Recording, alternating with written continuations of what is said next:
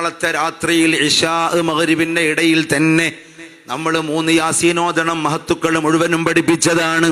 പണ്ടുകാലം മുതൽക്കേ നമ്മുടെ പൂർവികർ ചെയ്തു വരുന്ന വലിയ ഒരു നന്മയാണത്.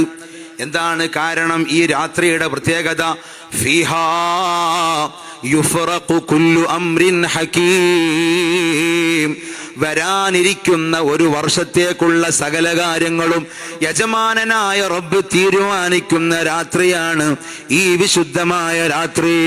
ആരൊക്കെ ജനിക്കണം, ആരൊക്കെ മരിക്കണം, ആർക്കൊക്കെ മക്കളുണ്ടാകണം, ആർക്കൊക്കെ വീടുണ്ടാകണം, ആർക്കൊക്കെ രോഗമുണ്ടാകണം, ആരുടെയൊക്കെ രോഗങ്ങൾ മാറണം എന്ന് തുടങ്ങി എല്ലാ കാര്യങ്ങളും യജമാനനായ റബ്ബ് തീരുമാനിക്കുന്ന രാത്രി.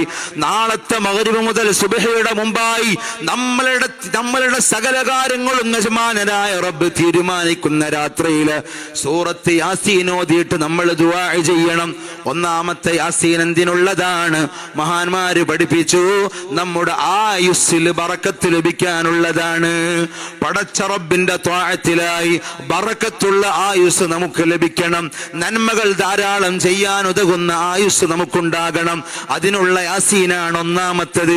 രണ്ടാമത്തെ യാസീൻ നമുക്കൊക്കെ അറിയാം, റിസ്ഖിൽ വിശാലതയുണ്ടാകാൻ. പടച്ച റബ്ബ് നമുക്ക് കണക്കാക്കുന്ന റിസ്ഖ് നമുക്ക് മതിയാകുന്നതാകണം, വലിയ ബറക്കത്തുള്ളതാകണം, ധാരാളം ഖൈറാത്തുകൾ ലഭിക്കുന്ന വർഷമാകണം നമുക്ക് വരാനിരിക്കുന്നത്.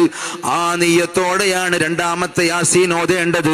മൂന്നാമത്തെ യാസീൻ നമ്മുടെ ഹുസ്നുൽ ആഖിബത്തിനുള്ളതാണ്, ഈമാൻ സലാമത്താവാനുള്ളതാണ്. നമുക്ക് ആഫിയത്തോടെ ജീവിച്ച് അവസാനം സകല പാപങ്ങളും പൊറുക്കപ്പെട്ട് കാമിലായ ഈമാനോടെ ആഖിബത്ത് നന്നായി ഈ ലോകം പിരിയണമെന്ന ആഗ്രഹത്തോടെ ഓതാനുള്ളതാണ് മൂന്നാമത്തെ യാസീൻ. ഈ 3 യാസീനും ഇങ്ങനെ നിയ്യത്ത് വെച്ച് ഓതുന്നതിന്റെ തെളിവെന്താണ്? ആദരവായ റസൂലുള്ളാഹി സ്വല്ലല്ലാഹു അലൈഹി വസല്ലമ തങ്ങൾ പഠിപ്പിച്ച ഹദീസ്. മഹാന്മാര് മുഴുവനും സൂറത്ത് യാസീൻ മറിക്കൂ. നിങ്ങൾ സൂറത്ത് യാസീൻ വിശദീകരിക്കുന്ന ഏത് തഫ്സീർ നിങ്ങൾ എടുത്താലും, നമ്മുടെ ജലാലൈനിയുടെ ഹാഷിയത്തു സ്വാവി മറിച്ചാലും, ഏത് തഫ്സീറുകൾ മറിച്ചാലും, അവിടെയൊക്കെയും നമുക്ക് കാണാൻ പറ്റുന്ന ഒരു ഹദീസാണ് സൂറത്ത് യാസീൻ ലിമാ ഖുരിഅ ലഹു. സൂറത്ത് യാസീൻ നമ്മൾ എന്തിനു ഓതുന്നുവോ അതിനുള്ളതാണ്. എന്തു ലക്ഷ്യം വെച്ചോതിയാലും അത് സൂറത്ത് യാസീൻ കാരണം പടച്ച റബ്ബ് നമുക്ക് എളുപ്പമാക്കി തരും. മുത്തനബി തങ്ങൾ പഠിപ്പിച്ചില്ലേ, ഇഖ്റഉ അലാ മൗതാകും, സൂറത്ത് യാസീൻ മരണമാസന്നമായ ആളുകളുടെ അരികിൽ, അതുപോലെ മരിച്ചു കിടക്കുന്ന മനുഷ്യന്മാരുടെ അരികിൽ, മയ്യത്തിന്റെ അരികിൽ, ഇഖ്റഉ അലാ മൗതാകും, നിങ്ങൾ ഓതണേ സൂറത്ത് യാസീൻ. സൂറത്ത് യാസീൻ ഓതണം. മഹാനായ ഇമാമുന ശാഫിഈ തങ്ങളും ശാഫിഈ മദ്ഹബിലെ എല്ലാ പണ്ഡിതന്മാരും പറഞ്ഞു, മരണമാസന്നമായ മനുഷ്യന്റെ അരികിൽ നിന്ന് സൂറത്ത് യാസീൻ ഓതണം. എന്തുകൊണ്ട്? ഒരു മനുഷ്യൻ അനുഭവിക്കുന്ന ഏറ്റവും വലിയ പ്രയാസം അത് സക്കറാത്തിന്റെ അവസരമാണ്.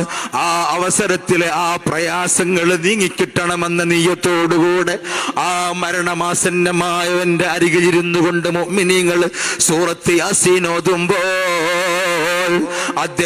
ആ മരിക്കാൻ കിടക്കുന്ന മനുഷ്യന്റെ മരണം എളുപ്പമാവുകയാണ്.